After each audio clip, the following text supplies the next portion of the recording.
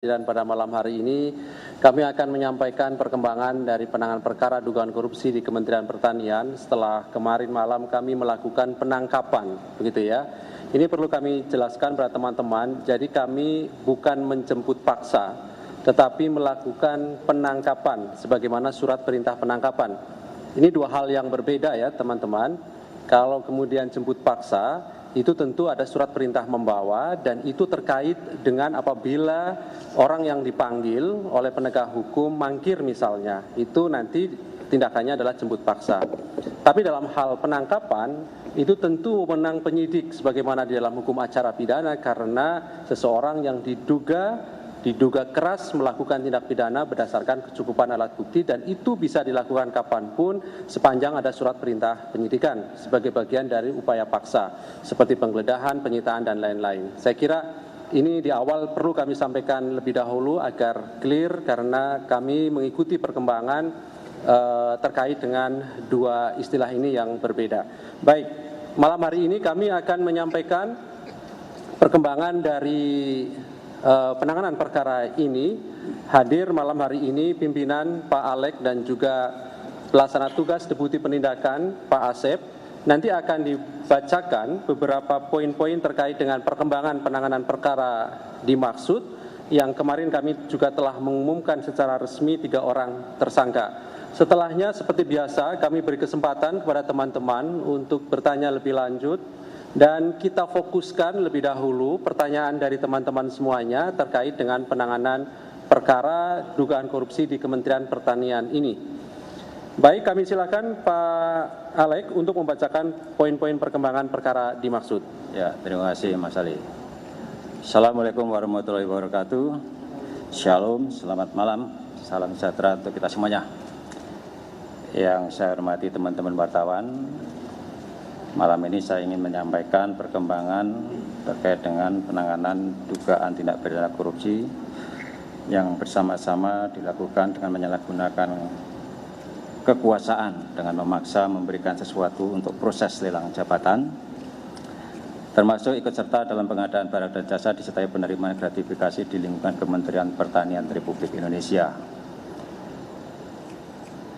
KPK sebelumnya telah menyampaikan kepada publik terkait dengan 3 orang yang ditetapkan dan diumumkan dengan status sebagai tersangka, yaitu yang pertama SJL, ini Menteri Pertanian Republik Indonesia periode 2019 sampai dengan 2024. Yang kedua KS, ini Sekretaris Jenderal Kementerian Pertanian Republik Indonesia yang kemarin penahanannya sudah diumumkan.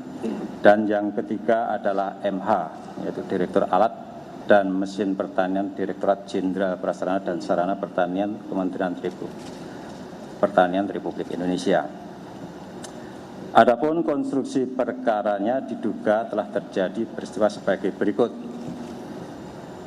SJL ini menjabat Menteri Pertanian RI untuk periode 2019 sampai dengan 2024 di Kementerian Pertanian Republik Indonesia.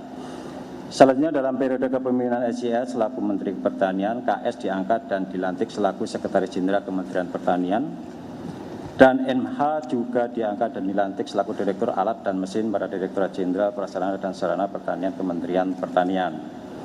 Dengan jabatannya tersebut, SJL kemudian membuat kebijakan personal yang diantaranya melakukan pungutan hingga menerima setoran dari ASN internal Kementan untuk memenuhi kebutuhan pribadi termasuk keluarga. Intinya, kurun waktu kebijakan SJL untuk memungut hingga menerima setoran tersebut berlangsung dari tahun 2020 sampai dengan tahun 2023. SJL menginstruksikan dengan menugaskan KS dan MH melakukan penarikan sejumlah uang dari unit eselon 1 dan eselon 2 dalam bentuk penyerahan tunai, transfer rekening bank hingga pemberian dalam bentuk barang maupun jasa. Terdapat bentuk paksaan dari SJL terhadap para ASN di Kementerian Pertanian, diantaranya dengan dimutasi ke unit kerja lain hingga dialihkan status jabatannya menjadi fungsional. KS dan MH selalu aktif menyampaikan perintah SJL dimaksud dalam setiap forum pertemuan baik formal maupun informal di lingkungan Kementerian Pertanian. Terkait sumber uang yang digunakan diantaranya berasal dari realisasi anggaran Kementerian Pertanian yang sudah di markup, termasuk permintaan uang dari para vendor yang mendapatkan proyek di Kementerian Pertanian. Atas arahan SYL, KS, dan MH memerintahkan bawahannya untuk mengumpulkan jumlah uang di lingkup eselon 1, para direktur jenderal, kepala badan hingga sekretaris di masing-masing eselon 1 dengan besaran nilai yang telah ditentukan SYL dengan kisaran besaran mulai $4.000 Amerika sampai dengan $10.000 Amerika. Penerimaan uang melalui KS dan FH sebagai representasi sekaligus orang kepercayaan dari SYL dilakukan rutin setiap bulannya dengan menggunakan pecahan mata uang asing. Penggunaan uang oleh SYL yang juga diketahui KS dan MH antara lain untuk pembayaran cicilan kartu kredit, cicilan pembelian mobil Alphard milik SYL, perbaikan rumah pribadi, tiket pesawat bagi keluarga, hingga pengobatan dan perawatan wajah bagi keluarga yang nilainya mencapai miliaran rupiah. Uang yang dinikmati SYL bersama-sama dengan KS dan MH sebagai bukti permulaan sejumlah sekitar 13,9 miliar rupiah. Dan penelusuran lebih lanjut masih terus dilakukan oleh tim penyidik. Terdapat penggunaan uang lain oleh SYL bersama-sama dengan KS dan MH serta sejumlah pejabat di Kementerian Pertanian untuk ibadah umroh di Tanah Suci dengan nilai miliaran rupiah. Selain itu ditemukan juga aliran penggunaan uang sebagaimana perintah SYL yang ditujukan untuk kepentingan Partai Nasdem dengan nilai miliaran rupiah. Penerimaan-penerimaan lainnya dalam bentuk gratifikasi yang diterima SYL bersama KS dan MH juga masih terus dilakukan penelusuran dan pendalaman oleh tim penyidik. Untuk kepentingan proses penyidikan lebih lanjut, tim penyidik melakukan penahanan terhadap tersangka SYL dan tersangka MH terhitung mulai hari ini masing-masing 20 hari kerja mulai tanggal 13 Oktober 2023 sampai dengan tanggal 1 November tahun 2023 di rutan KPK. Para tersangka disangkakan melanggar pasal 12 huruf E. Ini ureannya apa itu bunyi dari isi dari pasal 12E, saya bacakan. Pegawai negeri atau penyelenggara negara yang dengan maksud menguntungkan diri sendiri atau orang lain secara melawan hukum atau dengan menyalahgunakan kekuasaannya memaksa seseorang memberikan sesuatu, membayar atau menerima pembayaran dengan potongan atau untuk mengerjakan sesuatu bagi dirinya sendiri. Itu isi dari pasal 12 huruf E.